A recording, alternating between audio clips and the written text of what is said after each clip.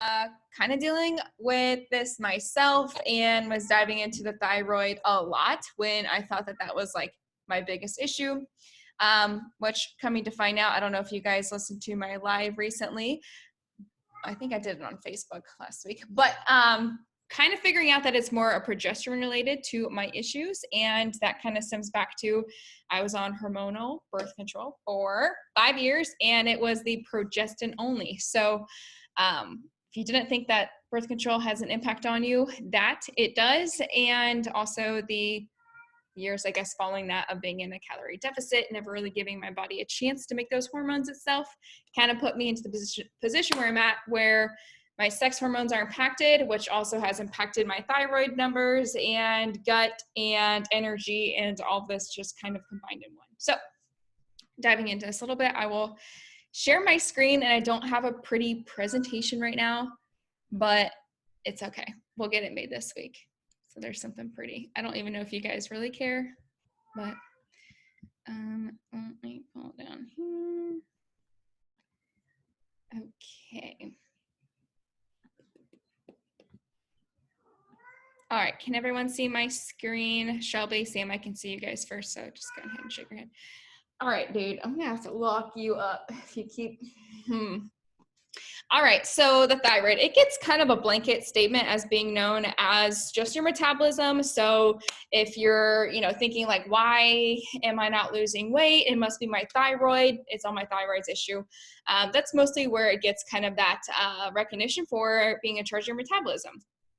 And most people think it's how fast their body processes food too. Well, oh, I just have a slower metabolism, or my friend's got a faster metabolism, that's why she's so skinny, and all that good stuff. Like, we've said that and we've thought that before too. So it is a gland that is at your throat and kind of sits right below your Adam's apple. So I have a kind of a picture demonstrating here. It's butterfly shaped and releases hormones that impact a lot more than just our metabolism, which you will find later on. It kind of synchronizes with so many different systems in our body. You've heard me say it before, but our body does not act in all these different systems. It is literally integrated, and every single system acts upon another. So if there is let's say a broken link in your chain, it's going to carry on downward throughout that. So going into some of the functions of your thyroid gland. We could think of your thyroid as, let's say, your thermometer at your house. We put it at a certain level, and your heat is going to raise up and raise until it gets your house at 75 degrees. And then when it's at 75 degrees, when it's nice and comfortable, it shuts off. And it doesn't kick on again until, we need to hit up to that 75 again. That's basically what your thyroid does all the time in regulating your body. And it is trying to create homeostasis. And I've said it before, I bet you know what homeostasis is, but it is kind of a position in which our body is comfortable and where everything needs to be in balance. So if one thing is up, we need to have the other to bring it up to kind of make this a homeostasis, make this place happy. So think of your thyroid as that. So it's going to kick up when it needs to kick up to turn things on, and kind of slow down when it needs to slow down due to how it's perceiving things going on in your body. The way that it starts to be turned on or kicked on, things like that, is from your central or your systematic nervous system. It increases your thyroid hormone release, and as well as its association with weight gain and food intake. So I've talked about before, your thermic effect of food, like how your body processes food is kind of what we determine of your maintenance calories. We tie thermic effect of food, and we tie your basal metabolic rate, physical activity, and your NEAT. Those are that non-exercise activity thermogenesis. All that combined together basically tells how much your body is burning a day. So your thyroid has a big impact for that, and how we are gaining weight, how we're losing weight, and the food that we're taking in. If your thyroid is inactive for one reason or another, your metabolic rate could drop as much as 40% below your normal. And this would be what they consider hypothyroidism, when your thyroid does go low. And then when opposite happens, when it increases, it can increase your metabolic rate by up to 60 to 100% above normal. And that would be hyperthyroidism. And just want to make a point that you can have normal values and you can have optimal values. Most of the time, from what I've seen and what I've heard, conventional medicine will give you a normal range. And, you know, if you're in the low end of that, the high end of that, doesn't matter, you're normal. But according to functional medicine, they kind of dive a little bit deeper into that based off of research and people that they've seen. And they came up with new guidelines of, yes, you can be normal here, but it's not optimal. Here's how we get you optimal. Thyroid not only serves as an energy regulator, but as a thermostat of the influence that stress has in our bodies, whether that be training stress, nutritional stress, a calorie deficit, which is a stress to our body, or any type of stress from our daily lives. We all experience stress every single day. Stress isn't bad, but it is important to keep it in check where it's appropriate in times and not appropriate. Acute stress is okay. That happens frequently. That's, you know, you dealing with the loss of a loved one. That's a normal stress. It's not going to last very long. We will grieve through it. But something chronic where your body is always in a state of stress, we can never kind of get out of that. That's what wreaks havoc on many things, which I'm going to be talking about tonight, is specifically how stress is impacting your thyroid or how it could be.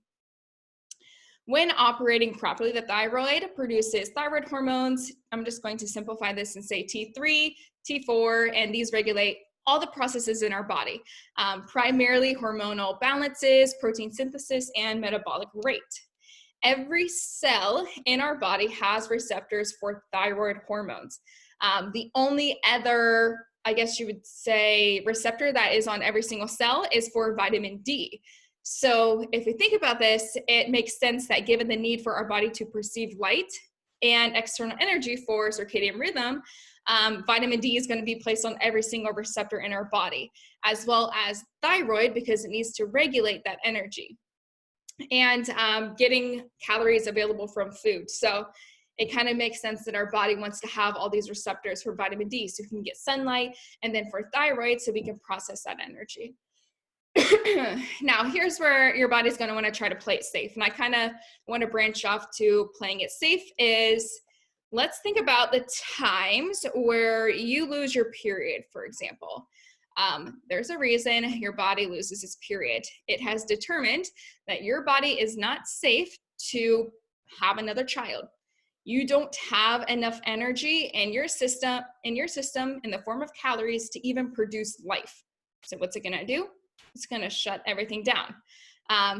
Just an example of this, when you are pretty low in calories, you will lose your period. A lot of athletes have maybe dealt with this, and things happen like you lose your hair, your skin gets really flaky, you don't have energy to even go and get your daily steps in.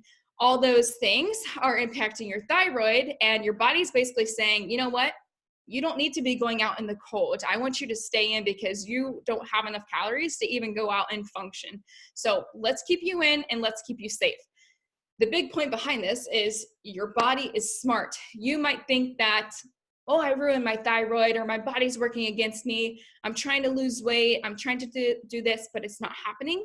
Your body is smart. It has determined that, yo, you're not safe. Like, you're not safe to go out and train and do all this stuff. Like, we need to get you inside good first. And then when you have enough calories for your body, when you're not doing so much or trying to do so much, then we can let you have your period back. So maybe you could create life, like maybe. But just think about how many extra calories are needed to like create a child within you. Not just that, because your body's smart and knows that, well, once I have this child, I need to be able to feed it. Breastfeeding requires a lot of energy. So all these things together, your body's very smart and wants to kind of protect you for the long run. It's not going to let you have sex and procreate when you're not taking care of yourself. So body's kind of smart. But we try to outsmart it very much. So we will try to drive ourselves into the ground to continue training, to continue to show up and push ourselves past limits that our body doesn't want to. So we don't like to listen to it. When your thyroid becomes downregulated, you get hypothyroidism. You can either be diagnosed with that, or you could just, based off of lab values, they will say, hey, you know, you're kind of in that lower range. This is kind of hypothyroidism. Hashimoto's is related to that, having low thyroid hormones, but this is specifically an autoimmune condition, which your body starts to attack its own thyroid gland. your body perceives your own thyroid as harmful and it'll start to attack it, not letting it create thyroid hormones, controlling your metabolism, all that good stuff. So basically your body's in attack mode against you. There are tests that you can do to see if you have this, but you will either, acquire that from birth or you can acquire it over time. And that one's really hard to treat as well because it is autoimmune, right? Upregulated would be the opposite. Hypothyroidism is your body is creating so much thyroid hormones, you're processing through your calories like crazy, you're probably losing weight and you're not even trying to. You just can't keep up. Your body's on like a hyper drive. Heart rate might be really, really high, blood pressure might be high, everything's just kind of going in a increased rate. That would be hyperthyroidism, and these people are usually really slender because their body is just turning through things so fastly. Again, as an example of, hey, this is one end of the spectrum and this is the other, and we want to have a good spot right in the middle. So just a little breakdown here of the normal regulation of your thyroid hormones. To dive into this. TSH, a lot of conventional medicine will test your thyroid based off of this one hormone. And this is not actually released from the thyroid at all. It is released from the pituitary gland from your brainstem, which basically, if that number is increased, your brain has perceived that there's a reason it needs to kick out more thyroid stimulating hormone. A lot of people with hypothyroidism could have high TSH levels because the body has perceived something off and I need to make more, I need to make more, I need to make more. On the inverse relationship, you would have low TSH if your body is kind of in a good state of, hey, I don't need to keep pushing out thyroid stimulating hormone. Everything's good here. And then if it's even lower, maybe it's not kicking out enough. So the misconception here is that the thyroid releases the thyroid stimulating hormone, which isn't true. So when your doctor is testing for this, they are only looking at that thyroid to brain connection. They're not looking at the other pieces that come after this of, well, what is the thyroid releasing in regards to what it's experiencing here or being told? So quite interesting that people will only look at just one part of the story, and there is a lot more, as you can see, that goes on with, what is the thyroid putting out? Why is it putting this out? The conversion enzymes are required for every single action in your body, but thyroid is putting out a lot of stuff and converting T4 to T3, blah, blah, blah, blah, blah. That's kind of crazy, but just kind of wanted to put this here. I don't want to get too sciencey because honestly, I don't know how to explain too much sciencey with it. So just keeping it kind of simple. So what all does your thyroid impact, if it is being downregulated, upregulated, whatever it is? It's going to impact specifically women's menstrual cycles. These are my athletes. These are the competitors that have increased energy expenditures. So maybe they're eating a good amount of food compared to an average person, but they are expending a lot of energy. Those 2, 3, 4 hour workouts, and probably not even eating enough to fuel their body, where they will eventually lose their cycle. So this is a stress to their body. Body says, I don't have enough energy for this. We're going to shut some things down. So it will impact your menstrual cycle by either totally getting rid of it. Maybe you have spotty periods. Maybe you have really, really long periods. Maybe they are super, super short, maybe very heavy. All those things are related to an impact on your menstrual cycle. And I don't know if you guys have heard of the female triathlete syndrome, but basically it is anemia, losing their period, and I forget what the other one is, like not eating enough. There's like three points to it. Need to be refreshed on that. But along with menstrual cycle, it also impacts fertility. Obviously, like I said, if your body's in a state of stress, thyroid's being impacted, it's also not going to want you to be fertile. So even if you are, let's just say, maybe you're having periods, but maybe you're not reaching ovulation. There's a difference there. We could be having periods and bleeding, but we're not ever ovulating. You can test for that by tracking your body temperature first thing in the morning to see when it spikes up.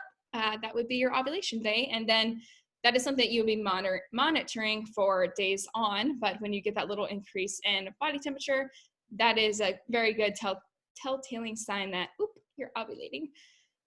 Gut issues. So the conversion from T4 to T3, which are the hormones released by the thyroid, it occurs in the gut and the liver. So if that is not happening, if that is not occurring, thyroid is going to be impacting your gut, which means digestion doesn't happen. Maybe it's slow.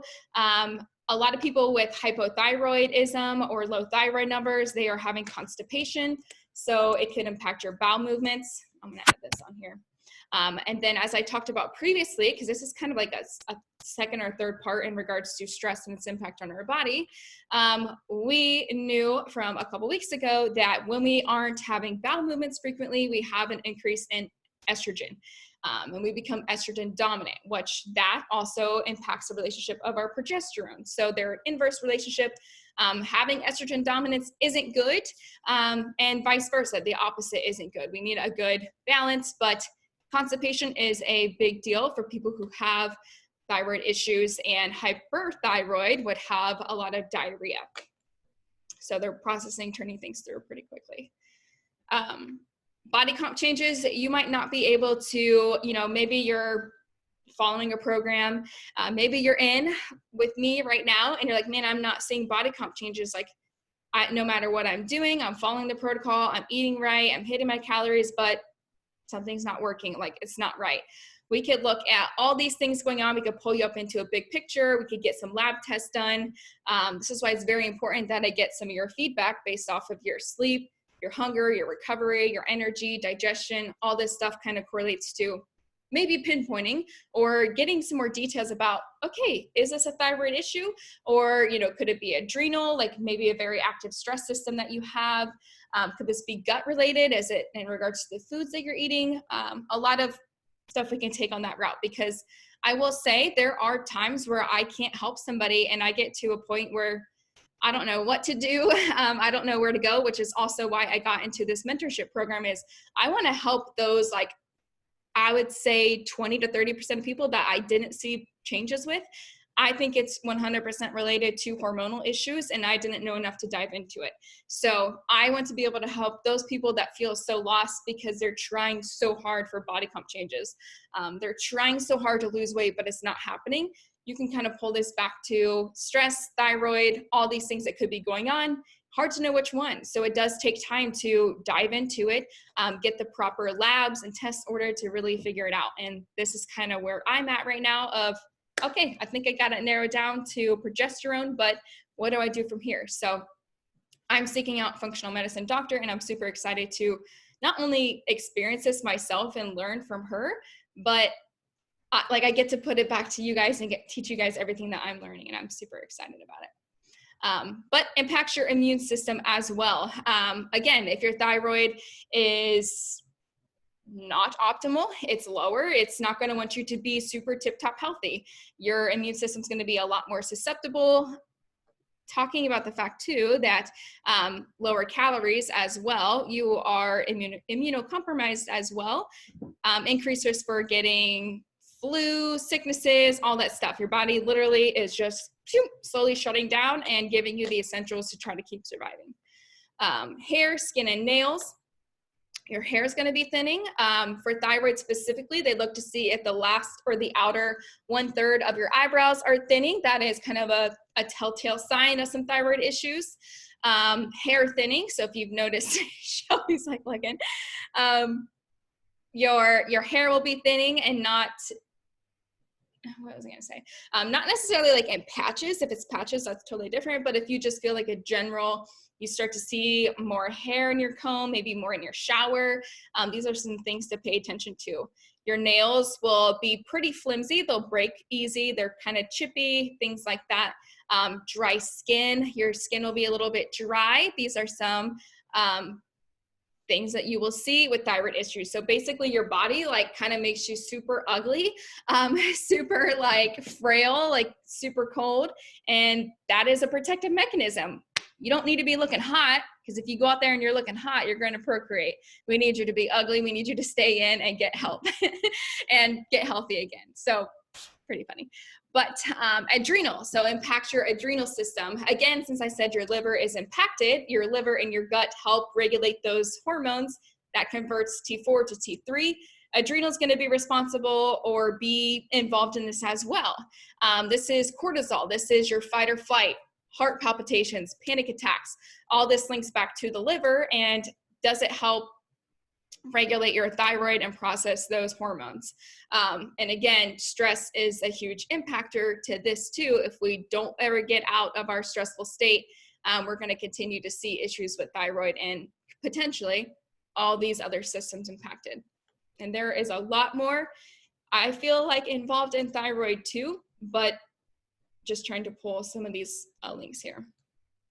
So what could cause some thyroid dysfunction? Genetic predisposition, especially if you have Hashimoto's. That's why I said autoimmune. You could be predisposed to that, or just maybe your mom has hypothyroidism and you kind of notice this as well. Shelby, I don't want to call you out, but I think we talked about thyroid being a trend in your family. So you kind of knew earlier on of like, okay, my family's got this, how do I set myself up for not either A, having it or not being that impacted by it? So ways to kind of manage that. Stress is going to be a big one here. So the next point is that's mental stress. That's physical. Physical is your workouts, guys. This is, I'm not seeing any body comp changes. Okay, I need to work out more. I need to do 2 a days now. And you see this will be a vicious cycle of, well, that is still a constant state of stress. You're overworking your body, probably not eating enough. And here we go back into that vicious cycle where your thyroid's like, fuck you, I'm gonna downregulate. Maybe that is stress with your job. This is relationship. Stress could be in so many different avenues, which is why it's sometimes so hard to understand that you are stressed. Maybe you're so good at managing it, or you're that go, go, go type of person and that's been your normal. But guess what? Anything done for a long periods of time isn't going to be good, especially if it's been overdone. I can say that for myself. I was always a go, go, go, go person and really trying to slow down now. Maybe that's Netflix in my evenings, just to really try to slow down, or giving myself weekends to just decompress rather than, okay, I'm going to be running over here. I'm going to go over here. I'm going to do this. Try to slow it down. And in regards to your training as well, I'll kind of talk about this later, but you're going to have to pull back on your training if you are going 6-7 times a week. Maybe we need to drop this back to 3 times a week. Sometimes that's the hard bullet to bite of, well, I'm not seeing any changes. Why am I going to pull back training? But your body needs to recover. It needs to de-stress from that physical exertion. Another stress is your dieting, your energy deficit. So are you also fasting? A lot of people who are intermittent fasting and going on periods of fasting is going to be very, very hard for your thyroid. And I want to mention the physical part for workouts too. If you are somebody that is an Orange Theory, a spin class goer, a HIIT workout person, this not good for you, not good for thyroid, not good for reducing that stress, because we know HIIT requires the most intensity and the most time to recover. And I guarantee these people aren't recovering, which is why the worst thing you can do for workout wise would be HIIT workouts, Orange Theory, spin class, CrossFit. Those type of things are so go, go, go, high intensity that your body can't do it. You got to pull back. You got to drop those. Specifically, I've had a client that had PCOS. So we are trying to pull back from HIIT workouts and just do bodybuilding type of style workouts and NEAT. That is it. And maybe that's 3 to 4 times a week. And then the NEAT is an everyday thing. But the NEAT is very important for hormonal issues, especially stress and thyroid related, because it allows you to decompress. Even though it is walking, and it's still, you could consider it a workout, you're doing it in a much different fashion. That is, maybe it's outdoors. Maybe it's on a treadmill where you get to read a book, listen to a podcast. You get to slow down rather than be on that high intensity state. So really, really good stuff there. If you are dealing with thyroid issues in stressful situations, is pull back on training and train smart. It's not training harder, it's training smarter. And again, fasting too, your body's in a perceived state of, I don't have enough food. There's a lot of people that are in this fad of intermittent fasting and maybe fasting for periods of time. not good. Your body wants food. It's been deprived of food. It's in an energy deficit. And the minute that it notices that it doesn't have enough food, it's going to continue to downregulate and not produce enough. And like I mentioned, being that go type of person, I have definitely been there. I even thought I identified myself as that, which I'm trying to kind of break away from. Birth control as well. So because birth control also impacts your gut, so your gut to brain connection, and it involves your liver because your liver is not able to produce or not able to help with, I think it does process, it like breaks off that process between your liver as well and producing enzymes for your menstrual cycle, which you don't have one as well. So birth control, it has been being studied to be an impact in this as well. Medications, I would even venture to put in here post-pregnancy. A lot of women might start to have thyroid issues after being pregnant because your hormones are kind of all over the place, and that can sometimes be a thing with thyroid being impacted there as well. And here's just another little imagery for hypothalamus, from the pituitary and your thyroid, and the loop involved in those, and specifically the thyroid hormones associated with it. And I thought this was kind of interesting. It was the TSH. So they were just measuring TSH, the hormone released from the pituitary in the brain, telling the thyroid to produce more or less. And it kind of looked at the different numbers for hypothyroidism, subclinical, normal range, and hyperthyroidism for athletes. Now, I don't know this study. I don't know what it was, what type of athletes these were, who they were, but it was kind of interesting to see the TSH levels for what is normal for athletes as well. So I'm thinking, let me see if I remember what my TSH, I think my TSH is at a 1. So according to this, I'm Gucci, I guess. But I just got that done recently. So what to look for and pay attention for signs of thyroid function. I kind of mentioned this a little bit earlier, but that is why having a coach or somebody else to help you monitor your symptoms and things that you're dealing with is going to be very, very crucial in helping your health to kind of bring this back up so you could have some body comp changes, you can feel good, you can have energy to even hang out with friends, because some symptoms I will mention later is you just have no energy, you're zapped. If you have hypothyroidism, you are zapped. It is just draining to even think about walking. So that is why it's good to have a coach or some other individuals or professional to help monitor some of these things, such as maybe your basal body temperature. So like I said, assessing that. If you have hypothyroidism, your body temperature will drop. So average temperature for a human being is 96.8 or 98.6. So if you are trending a little bit lower, that's going to be hypothyroidism, as well as blood pressure. If blood pressure starts to dwindle down, again, your body is trying to slow things down, and your metabolism kind of goes with that slower at processing food because it's not getting enough. It's in a state of stress. So everything kind of slows down. But monitoring that, your daily NEAT steps. So if you're reaching 16,000 to 20,000, okay, maybe we need to pull back. Or maybe you haven't been focused on NEAT steps at all and you're just super cardio driven. Hey, let's pull in steps here so we can get you to de-stress, get your body to be moving and feel good, but not be overreaching either. Assessing your appetite and your daily energy. Maybe that's not in just your workouts, but how are you feeling throughout the day? Is your energy dwindling as the sun goes down, or you wake up and you just can't fight through this energy in the morning? So all those things really help, along with your typical measurements of body comp photos. I think progress photos are really good for assessing this. So, hey, if we're not making some progress and we're in a deficit where we ideally should be seeing some changes, what's going on? And a lot of times when you're in that funk, it is mostly related to stress, and we don't want to, maybe we're not even aware of it, but that's probably the biggest thing holding us back. Not to say it's thyroid, don't just assume the worst, right? But what can we control first? And the variables we can control ourselves, how we perceive stress, how we manage stress. Those things are going to go a long, long way in your life, your health, and even people around you. But some other signs are being constantly cold. I feel like these are all related to what I experienced when I was deep in prep. I was constantly cold. It was like I couldn't wear leggings out. I had to literally wear like, I wanted to wear snow pants everywhere I went. I just was so cold.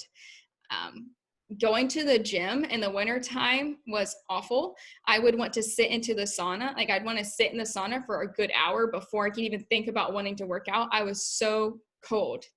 Hair loss, like I mentioned, eyebrow, your scalp, menstrual changes. Again, this is maybe lack of ovulation, lack of a period, heavy bleeding, or longer periods. Ideally, periods should be about 28 days. If you track your period, which I use Flow to track my periods when they start, and it also gives me my cycle, so how long my days are, when ovulation is. I can kind of monitor, how my periods are going. It's great to have that monthly check-in that you're having your period, but we can dive deeper into that. How many days are they? Are they super heavy? Are they short? Is your menstrual cycle 7 days? Is it 5 days? All that stuff. So if I could check mark myself off here, this is how I knew some other things were going on. I thought I was great at having my period every month since August, but then I realized, oh shoot, according to my app, I'm averaging about 30 to 34 days of a cycle length and heavy bleeding. So I use supers, not to be like TMI, but these are all important things to know of like what's normal and what's not. I had a lack of a period for probably a year and a half. Like, I don't know, just all these things correlate. I don't know if I'm ovulating or not. I'm not taking basal metabolic temperatures, but I try to stay consistent with this and what I am feeling in regards to my mood, my sex drive, and also perhaps the discharge. So all that's kind of, if you're noticing a lot of discharge, you're probably on your ovulation day. But again, so strength and performance in women. When you have hypothyroidism or when you're having an impact on your thyroid, your strength or your endurance is going to go down. You're not going to be able to push PRs even as much as you want to. It isn't going to happen. Your body is not going to want you to be seeing huge PRs when it's like struggling to kind of function. So you'll also see a change in your testosterone. So testosterone helps regulate the transfer of cholesterol, which is needed to make testosterone. So we need cholesterol in order to make our hormones, and these are our sex hormones. So it says this is why it's not uncommon to see athletes with hypothyroidism have low testosterone and vice versa. So I feel like myself, I probably have low testosterone right now because I have high estrogen and low progesterone, and then I have these thyroid complications going on. So I have been able to hit some strength PRs, and I've been tracking that. So that is a good reason why you guys have these workout trackers to know, oh, the last time I did this exercise, I did this many reps from this way. And it's a good way to gauge yourself of, hey, how hard was it this time? How's my endurance or my cardio feel? Is 1 mile, like say you're somebody that's running frequently, is 1 mile starting to suck? Are you getting super winded for your workouts? Kind of analyzing your workouts a little bit further of, does this feel shitty or am I struggling a lot? That's really good feedback too, just for you to understand yourself and your body a little bit more. If maybe that was a sign when you walked into the gym or stepped into your workout that, you know what, probably should have taken a rest day because I'm noticing this and this and this, and yesterday's workout sucked, and maybe I have increased pain here, over there. Just being able to monitor and make changes for your own training schedule too helps. I know I lay it out for you guys, but you always have the ability to move things around. If something does come up or you're experiencing a lot more pain issues one day, energy is tanked, just don't do it. Just skip it. Move it to the next day. Dry skin, digestive issues, like I said, with your bowel movements, or maybe a lot of gas. Sometimes you can feel some grumbling. Have you guys ever felt grumblingness in your stomach after you just ate and you're like, okay, something's not right? That's related to digestion issues as well. Maybe you're super gassy. Start to pay attention to things that you feel these after. I started to implement more Brussels sprouts as it helps regulate your hormones, balance progesterone, and I've been noticing maybe I've been having too much of it because I'm starting to have more flatulence, like I'm starting to pass more gas and kind of that grubby feeling after I eat it. I'm like, okay, something's not right. So as much as, research and things can tell you, oh, this food is good for you, broccoli is good for you, all this. Your body could be processing broccoli and Brussels sprouts a little bit differently, even though it is a good food to eat and good benefits for this and that, still might not be the best for you and your system. So monitor things like that. And it's really great that you guys have these food logs you are tracking, so you do know, okay, I've been feeling weird these last few days. What could it be in these foods? And I'm kind of there to kind of help you go through those as well. Sleep, if your thyroid is impacted, you might have fragmented sleep, might have trouble falling asleep or staying asleep. And these are the people that are, as like number 10 here, they're in the evenings, they're tired, but they're wired. Like for some reason, they're like, man, I'm just so tired, but they can't seem to fall asleep and they can't seem to like slow down. So if you have ever felt that, could be due to obviously chronic stress, but also maybe we have some issues going on here with one of these systems. Constant fatigue, energy's tanked, showing up to the gym is a hassle. I like literally could speak so much on this, so like your energy being tanked. Most recently, if I even thought, I guess I would say a couple months ago, if I even thought about doing a CrossFit workout, or if I even thought about doing a sprint workout, I would just be like, no way. I was like, there's no way I could do it. And that kind of let me know that something's off. Like to even think about things that used to give me pleasure and happiness doing HIIT workouts, and to even think about doing that, of just being so tired, that's a big sign that, you know, something's up. And that had been going on for a while too. Running became super exhausting. I love to run, and I started to notice that I just felt like my legs were so tired, and I wasn't going very far, right? That would be something I would normally experience, maybe going 4+ miles, but I would feel that at about 1 to 2 miles. I did a 5K in November, which it's a race. I'm a runner, like that's what I did. And I had to walk for like 2 minutes during the race. And that blew my mind. I was like, yo, something is really, really off. Like that's never been me to stop in a race. Like, and I stopped, not because my heart, or like I couldn't breathe or anything. It was like my legs just felt so trashed, like I had zero energy to lift them up. So craziness. And that's when I finally decided to take that whole week off of training. And I just focused on steps, because all these things were starting to add up. And I kept a log of this. And that's when I also met up with my movement therapist, James, which is actually going to be coming on here in a couple weeks to be a guest, a guest speaker here for the office hours. I don't know what he's going to talk about, but he is very much known for being like the breathing guy. So maybe he'll talk about breathing and all that stuff, but he is literally my mentor, where I've learned all about the body and things like that. And not all about it, but I guess that level up from textbooks to practical situations and stuff that they don't teach you. But anyways, tangent there. Motivation for your daily activity dwindles. So, you know, maybe you are somebody that loves your afternoon walk, and that afternoon walk with your dog, and that starts to be something that you just start to dread, maybe due to energy purposes or motivation. That's a big sign right there. Birth control, again, can impact this. Mood. So are you finding yourself super irritable some days, or for one day you have no idea why you're bawling your eyes out and you're trying to give yourself excuses for why you're crying? This like happened to me. I would come up with some scenario in my mind of why I was so upset, like, oh, I'm just like really stressed about this and that, and then I would go and just make it the biggest deal ever. So that's when I knew something was up as well. And then when I was deep in prep though, you would have mood swings like crazy. So not only could you be experiencing some of this when you are on a calorie deficit, but it's even when you're trying to get your thyroid and your body working for you. Again, you still deal with this in different ways. Mood, a huge one with that also, is the gut to your brain axis. So, you know, when I talk about if your gut is kind of in a funk or in a mess, well, guess what your brain's going to be like? There's a huge connection between the two. And when your gut isn't processing some of your hormones correctly, well, that's brain fog. That's some mood issues you start to have for no reason. And last but not least is the way to determine all of this is to get labs. didn't really know about the importance of that.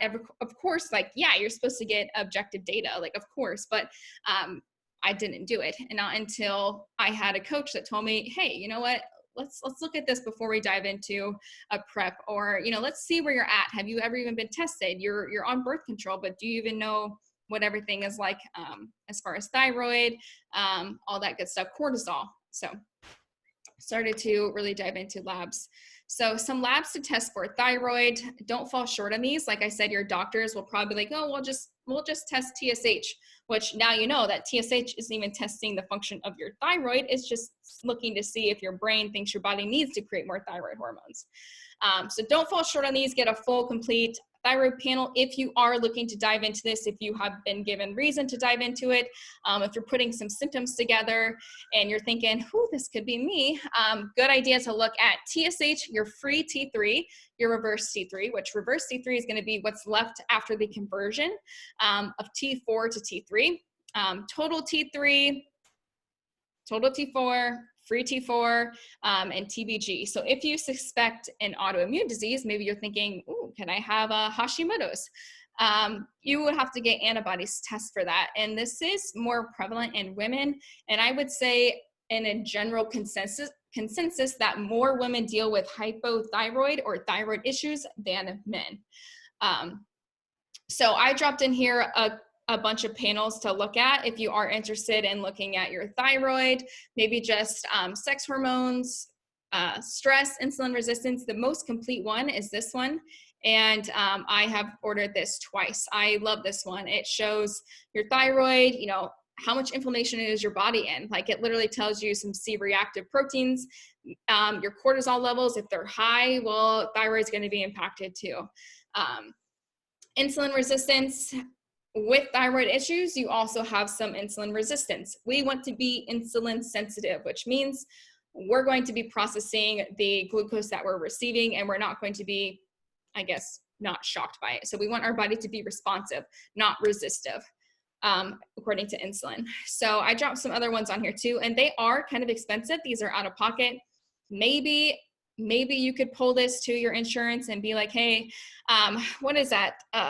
Some people have it. They have like free money they can spend as like a part of their insurance.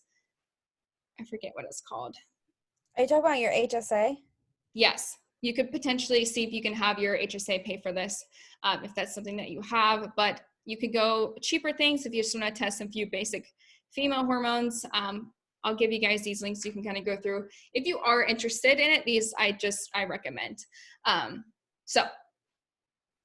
Like I said, I've gotten this one twice. And then when I was looking into this, I was pulling up some of these that, this actually gives you some good information too, if you're just wanting some smaller samples, or this one is the advanced female panel specifically. So, and it'll test your vitamin D and things like that too, to see how well your cholesterol levels are as well, which, as I mentioned, we want cholesterol to be in a really good spot so we're able to metabolize our hormones, which all of this stems from hormone production.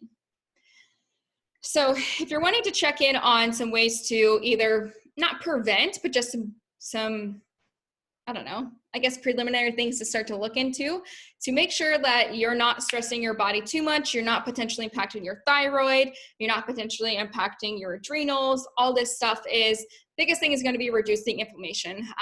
We know inflammation is going to wreak havoc on our body more than anything. Some ways to manage that is obviously recovery days. Pay attention to how tanked you feel after a workout, how much soreness you have. Really implement some things to help with recovery.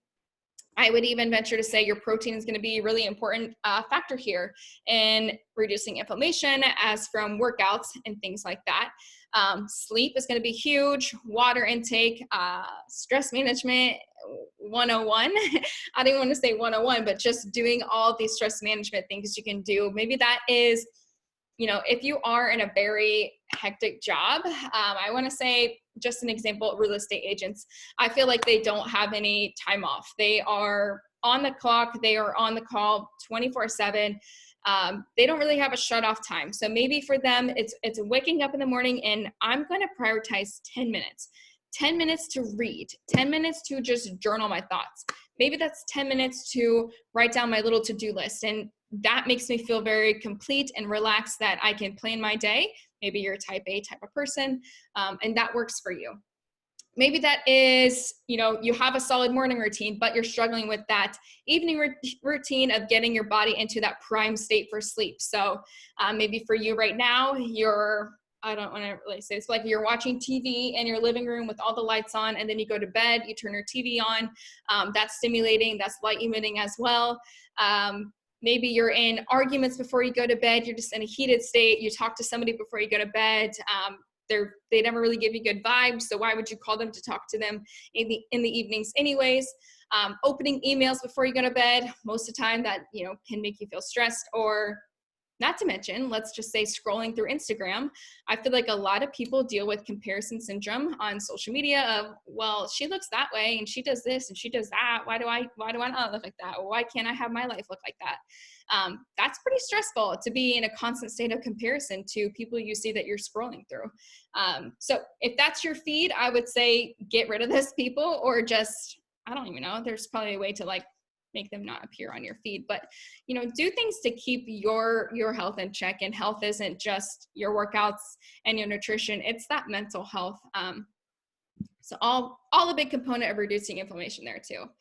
Change your training volume or intensity. So like I mentioned, if you're primarily doing high intensity interval training right now, you're doing spinning, you're doing Orange Theory, CrossFit, it's time to cut those out and pull back on your training. Maybe that is just doing 3 times a week or whatever.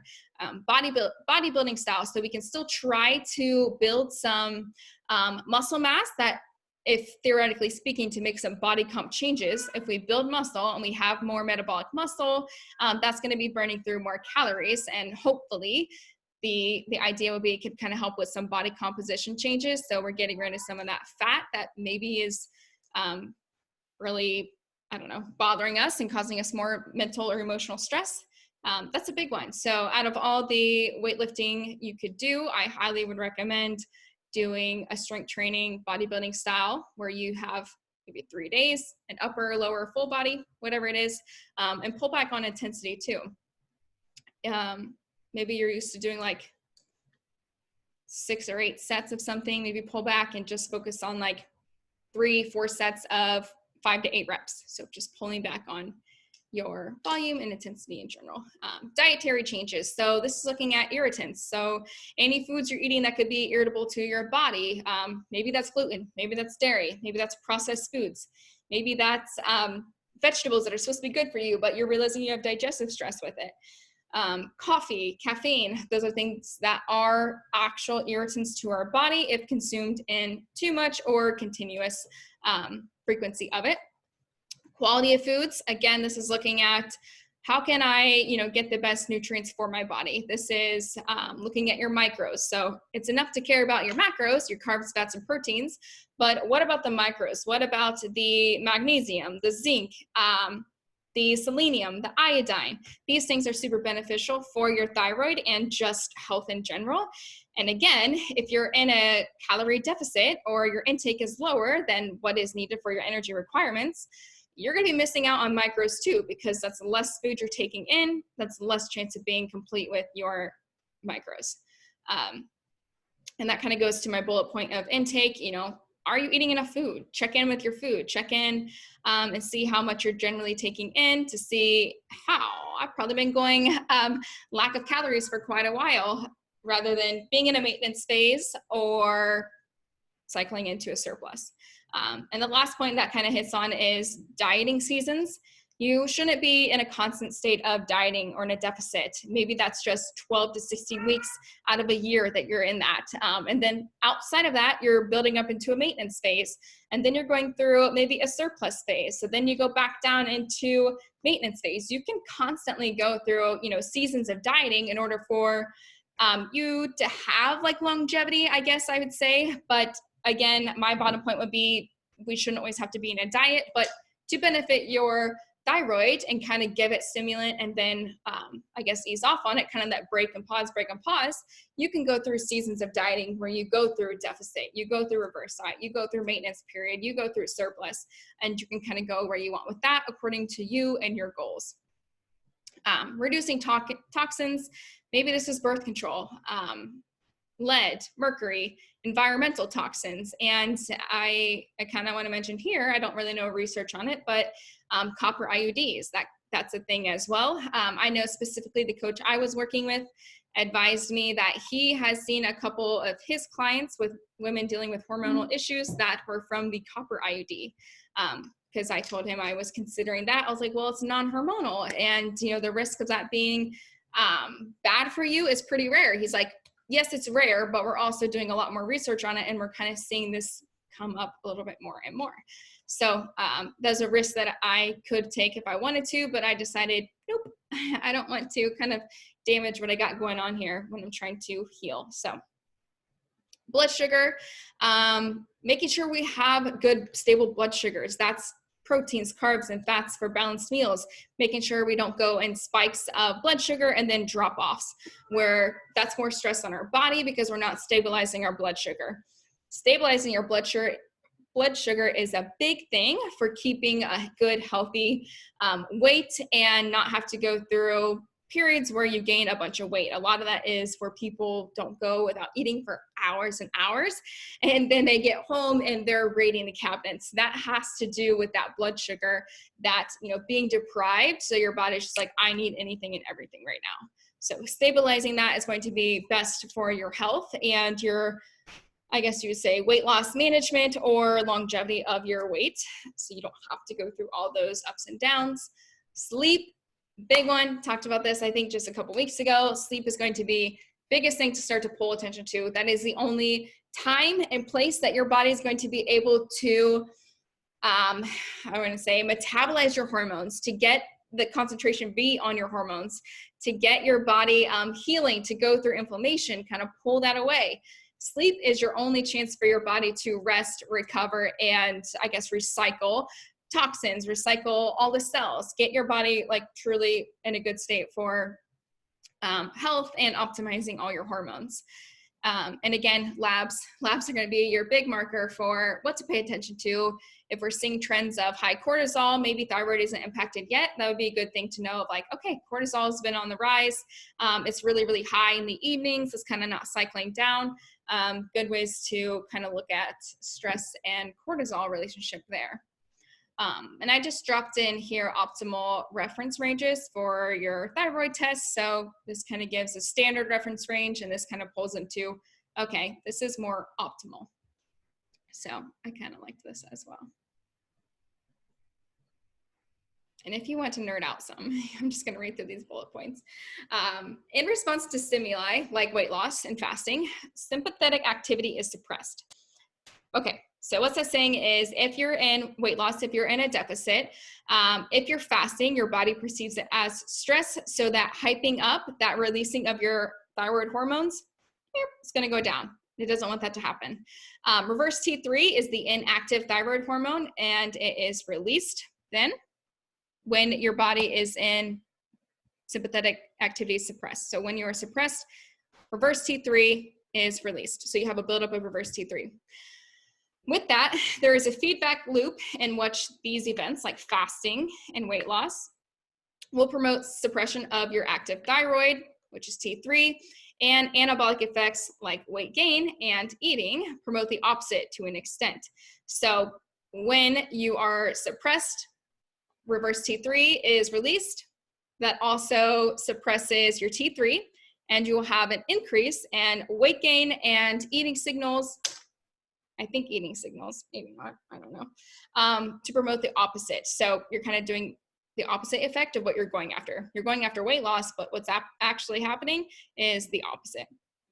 Too much active and functional T3 can result in a huge spike in metabolism and energy demands. If these demands are not met, your body goes into a state of catabolism that often results in the breakdown of muscle mass, not fat, which is very interesting. The important point is, having a lot of T3 doesn't mean you will burn up all your fat stores. In the game of homeostasis, where muscle is more expensive than fat when it comes to energy, T3 has a tendency to burn through muscle mass. So it's going to be pulling away all these gains that you're going after. And it's not coming from fat, it's pulling from your muscle, going into a catabolic state. In response to excess T4, your body produces reverse T3 to prevent all excess T4 from becoming converted to T3. Remember, T4 converts to T3, and the leftover is that reverse T3. Our bodies are smart. They don't want to give us an abundance of catabolic hormones like T3 because they know it can be harmful to the body's balance between catabolism and anabolism. High levels of T4 are not the only thing that increase reverse T3 levels. Stress increases that conversion from T4 to reverse T3. So next time you start to get stressed, get that under control, because no one deserves to have a stressful day and gain fat, which adipose is fat tissue, which is a no-win for basically what you all are here for. And you wouldn't be listening to this if you weren't into a health phase or a healthy weight loss as well. In order to form thyroid hormones, you need to have two very important materials, one being tyrosine and the other being iodine or iodide. When some type of situation occurs in which you need to increase thyroid hormone levels in your blood, hypothalamus secretes TRH, which in turn causes the pituitary to release TSH. TSH breaks down thyroglobulin in the follicles and causes the release of the hormones into the bloodstream. So all occurs at the brain, and then we come to the bloodstream and then go to the thyroid. When thyroid levels get too high, a negative feedback occurs in both TRH and TSH, thus reducing the amount of thyroid hormone that's secreted. When thyroid levels are too low, TRH and TSH increase, thus increasing the thyroid hormones, and this is all part of the hypothalamic pituitary thyroid axis. So when your brain perceives that your thyroid levels are too low, it's going to increase TRH and TSH to formulate more increasing thyroid hormones. The opposite occurs when it perceives that thyroid levels are high. So that kind of goes into that example that I talked about of that thermostat, where it's going to kind of work and work until it gets to a point of homeostasis and then shut off, and vice versa. So TSH itself isn't a thyroid hormone, like I just realized I'm playing with this cord. Isn't a thyroid hormone. It's a hormone that tells your thyroid to make thyroid.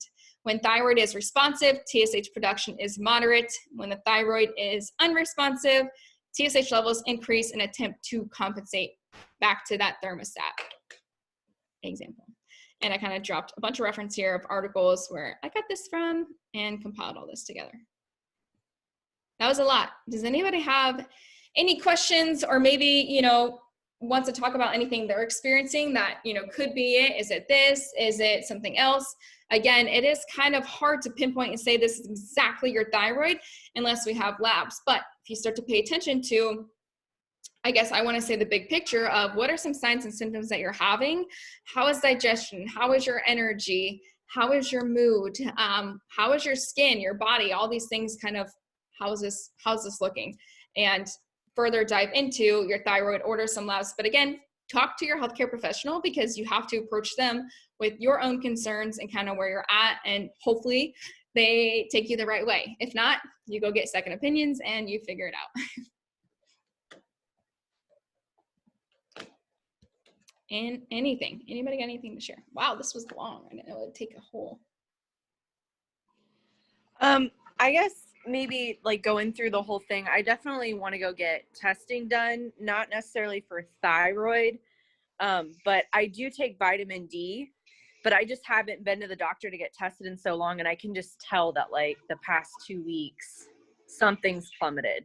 And I think that it is the vitamin D, because we haven't had sun and I'm already deficient because of my autoimmune disease. So I guess I don't know where to go for a lab up here. I don't even know if they have Labcorp. They do. So there's Labcorp all around here, but what you can do, or what I do, is I order whatever test I want. I'll order it, and then they send it to me either in mail or email. And I'll go into Labcorp and say, hey, I already have, these labs, I paid for it. And they'll take you and they'll run through it and they'll pull those blood labs, or if it's urine, they'll pull urine. And you've already paid for it, and they just kind of put a random provider on there, just kind of sign off on that.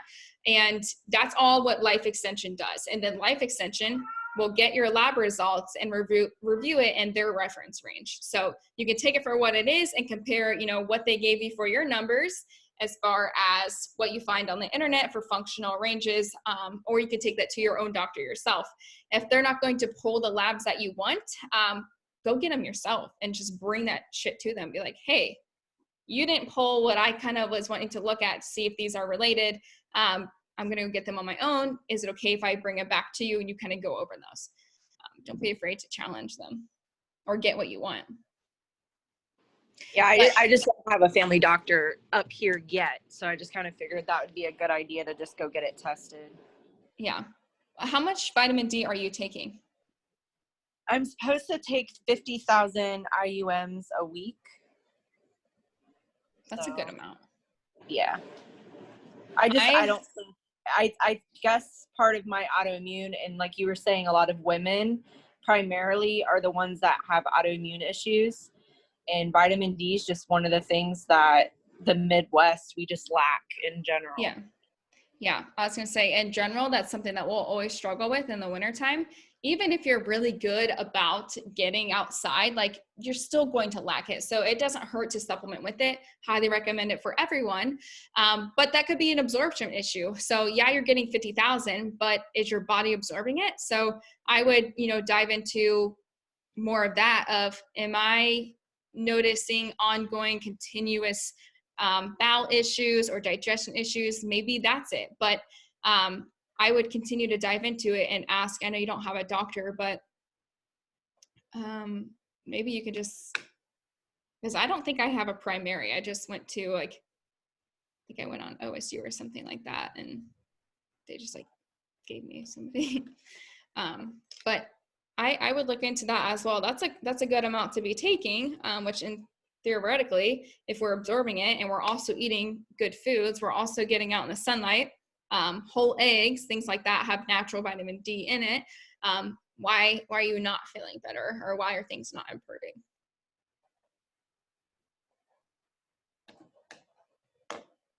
Does anybody else have any thoughts?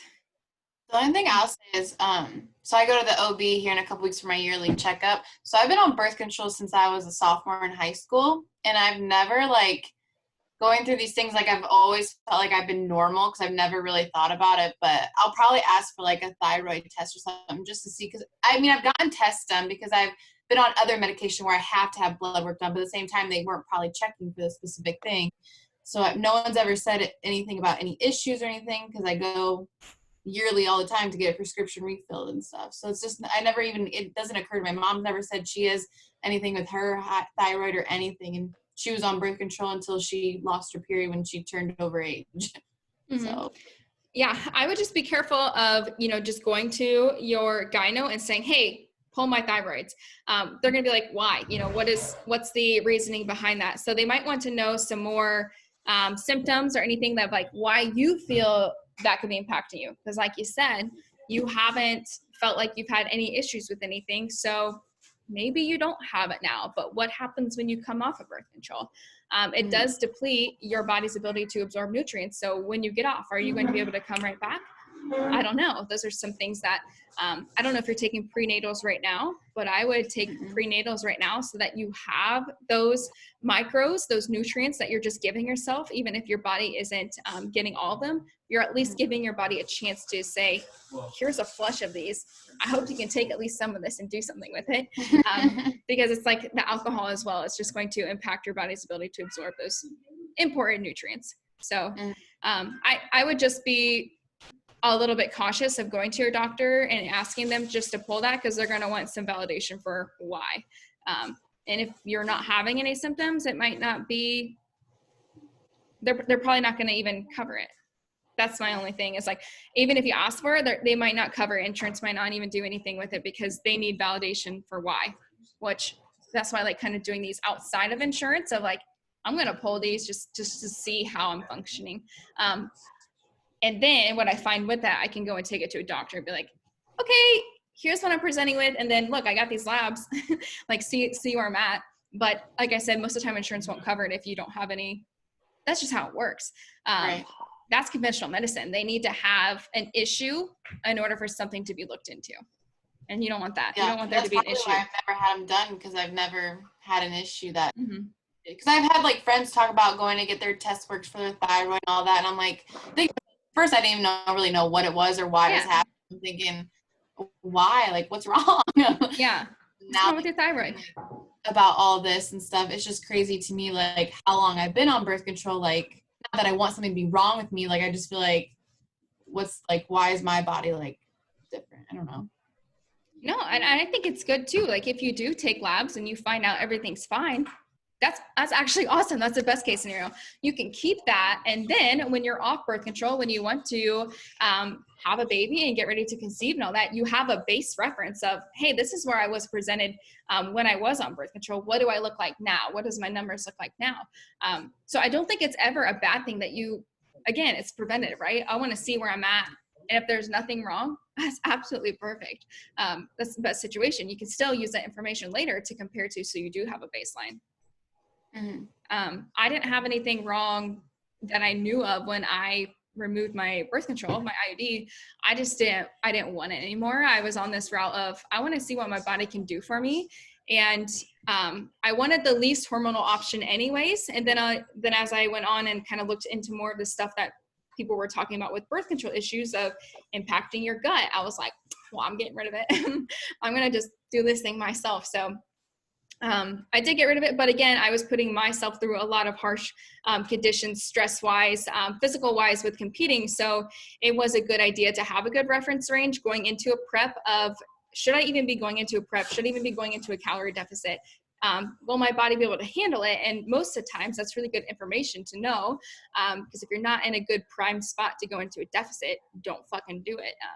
You're just going to throw off more things that don't need to be going on. So should I have prepped after I removed the IUD? No. Looking back, no, I shouldn't have. I shouldn't have been so eager to hop back into it, but you learn from your lessons, and that's kind of what I learned. Also shouldn't have prepped for more than 16 weeks, but didn't listen to that either. Gave myself some time. Yeah, I started a prep in July, did my show in November, took about a month off, started prepping again for the Arnold. That was another 3 months. So a lot of time spent in a deficit, which again, already was on birth control, didn't have periods from that, and then put myself in a deeper hole of going to a huge deficit. So here I am today. So you know how you talk about like people in their deficit and like not getting enough nutrients, so their body doesn't think that they can hold a baby or whatever. I feel like, like when I guess women, when we first start out with you, you're like, you're under eating. So like, why is it like my whole life I've always had a period. So obviously I wasn't under eating enough to where my body thought I wasn't safe. Like it just was like, even though it's under eating compared to where I'm at now, it wasn't enough to be ridiculous under eating. Right. That could be different lifestyle factors too when you were younger. But again, you said I've been on birth control for how many years? So so are you on the pills where it gives you like a week of placebo? Yeah. And you have your period then? Yeah. Every Tuesday. So, yep. That's not a real period. It's not. Birth control is like giving you a fake period. So if you're comparing to how you've been in the last however many years you've been on that, can we really use that as information to compare to? Not really, because that's not a real period that your body's having and creating. So yes, maybe you have been in a slight deficit and you were eating enough calories, but how much were you expending? What was your NEAT like? What was your physical activity like? Your maintenance calories will change. Like it changes as you change, but from a period of time when you come with me, we're going to go off of that first number and see how you've been eating. But again, all that can change too with your metabolism, how much you're expending if your thyroid improves and we have a better metabolism rate. That's an increased basal metabolic rate, thermic effect of food. We're eating higher quality foods. We're eating more protein maybe than we ever have been, which is going to be turning through some more calories too. Things like that. Physical activity. How consistent were you? Were you overdoing it? So maybe you weren't eating too much in a deficit, but you were overdoing it as far as physical activity and NEAT and all that stuff. One interesting thing as I was researching through here too, they were talking about when you are like in a deficit and you're in a state of stress and you don't have enough energy to your body, where thyroid issues would come into place. Another thing that you might notice is, as far as even NEAT, like going out to do that, your little body ticks, like if I'm talking and I'm using my hands, you know, they said you'll tell when people are in a huge calorie deficit, when their body doesn't have enough energy, they don't do things like this. They're not talking with their hands. They're not blinking a lot. And that's because their body doesn't want to expend extra energy that it doesn't have available. I thought that was pretty neat. And I was thinking back to like when I was recording videos and stuff, when I was in prep, I was like, did I do that a lot? Like, I feel like I've always talked with my hands, but it just got me thinking of things like that. Even calling up somebody on the phone was just like, I don't want to do that. I'm so exhausted. So if you're ever getting into a point where you're starting to feel, you know, tired for things that really shouldn't be energy draining, it's time to check in and see what's going on. They said even like blinks were slower. Like people weren't blinking as much. I was like, that's so crazy. I don't know, just crazy stuff. I'm fine. But yeah, love this. If you guys have any more questions about thyroid, shoot them at me and I'll try to get some resources and information for you. But continue to see this pop up in a lot of things that I talk about, just because it is so relevant to me and what I'm learning and what I'm going through. And my biggest thing is I don't want you guys to be ignoring symptoms that maybe could have been nipped in the bud earlier. I was experiencing hair loss, I would even say like 3 or 4 years ago, but I was just shaking it off. I was like, oh, I'm just getting older. That's just something that happened. So I don't have like bald spots or anything, just the thickness for sure has gone down. But thank you guys for coming in. I'll drop this, and I think next week I'll be talking about artificial sweeteners, which I've mentioned a little bit before, but I'm gonna pull that back up and talk about that and its impact. So have a good night, everybody. Bye. Bye. Bye.